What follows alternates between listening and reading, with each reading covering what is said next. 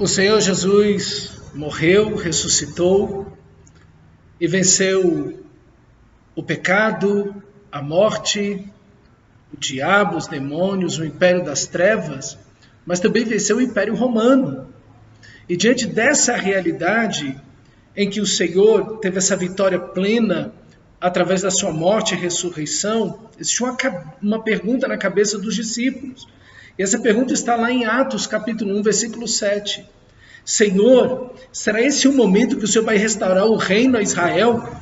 Isso é, o Senhor vai restaurar a política, a economia, vai destruir os romanos e sentar no trono e reinar? Lembra quando Jesus os enviou de 2 em 2 e os mandou pregar o evangelho do reino, expulsar demônios, curar leprosos, ressuscitar os mortos?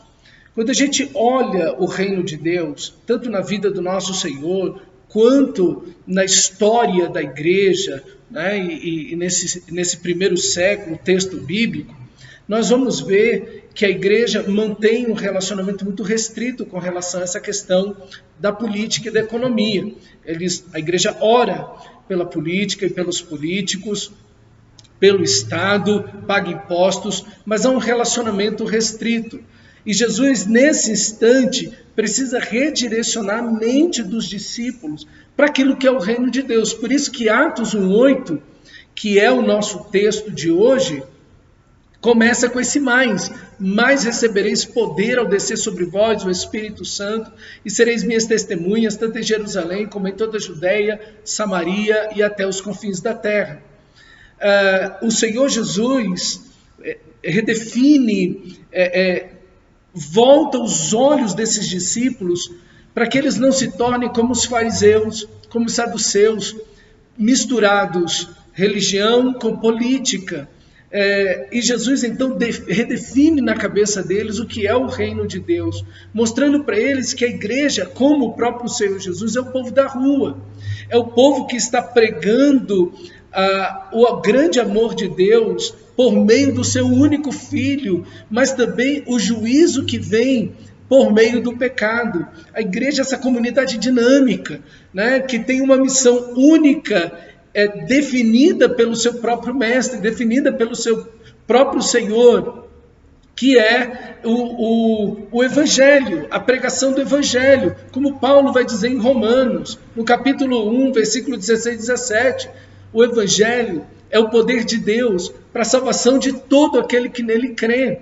A política é extremamente importante, a economia, a educação, mas o único que pode salvar é o Evangelho. Então, o Senhor da Glória coloca os olhos dos discípulos na direção do Evangelho, do reino de Deus.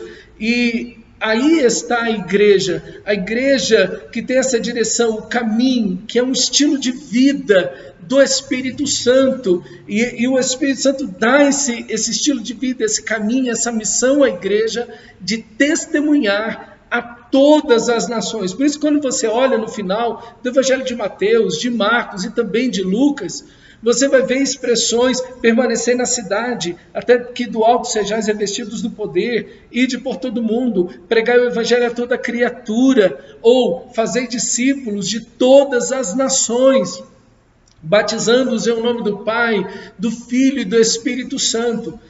O ponto de Jesus aqui em Atos 1:8, e em todo o livro de Atos, e com toda a sua igreja, em todas as épocas, é que Deus tem uma igreja para a sua missão, ou Deus tem uma missão para a sua igreja, isso é, sermos testemunhas. Essa é a missão da igreja. A missão da igreja não é política, não é economia, como estava na cabeça dos discípulos, mas é testemunhar de Cristo, é pregar o evangelho a toda criatura. Então, essa palavra testemunhar indica não apenas palavras que estão sendo pregadas, mas uma vida com Cristo Jesus. Eles andaram com Cristo, suas vidas foram transformadas. Agora o mundo inteiro enxerga isso. O mundo inteiro enxerga que eles andaram com Cristo. Ao ouvirem suas palavras, não realmente eles andaram com Jesus. É justamente essa missão, a nossa vida transformada, as nossas palavras que anunciam o Evangelho, nenhuma coisa dissociada da outra.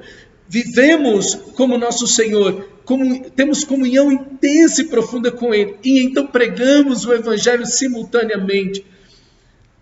O que a nossa família precisa ver é isso. Andamos com Cristo. Realmente, de fato, aqui está alguém que anda com Cristo e vive como Cristo, e então prega o Evangelho.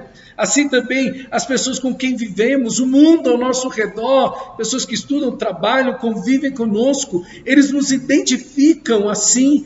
Realmente, aqui está alguém que caminha, que anda, que vive, que reparte a vida com Cristo, que tem comunhão profunda e intensa com Cristo e prega o Evangelho. Aqui está, irmão, essa missão maravilhosa, e é uma missão, é a missão mais importante do mundo, mais significativa do mundo, é a missão mais eterna, porque Jesus vai dizer lá em João, no capítulo 3, versículo 18, quem crê não será julgado. Quem crê no Filho não será julgado, mas quem não crê no Filho já está julgado. Nós vivemos num mundo sentenciado, num mundo condenado pelo seu próprio pecado. Essas pessoas permanecem julgadas em todo o mundo, por causa dos seus próprios pecados, já estão condenadas, e condenadas a estarem banidas da presença gloriosa de Deus, banidos perpetuamente em seu sofrimento eterno, por causa dos seus pecados, por estarem longe de Deus. E a igreja tem uma missão única. Você, meu amado irmão, tem uma missão única, e a missão única e mais significativa do mundo é a da igreja: pregar o amor de Deus, viver e falar desse grande amor de Deus, que Ele derramou naquela cruz através do seu Filho Jesus Cristo, para trazer a salvação a todo aquele que nele crê. Que você viva esse Evangelho, mas também que você pregue, anuncie esse Evangelho a tempo e a fora de tempo, aproveitando todas as oportunidades, e quando elas não existirem, criando-as para a glória de Deus. Que você seja um discípulo com uma missão. Deus te abençoe.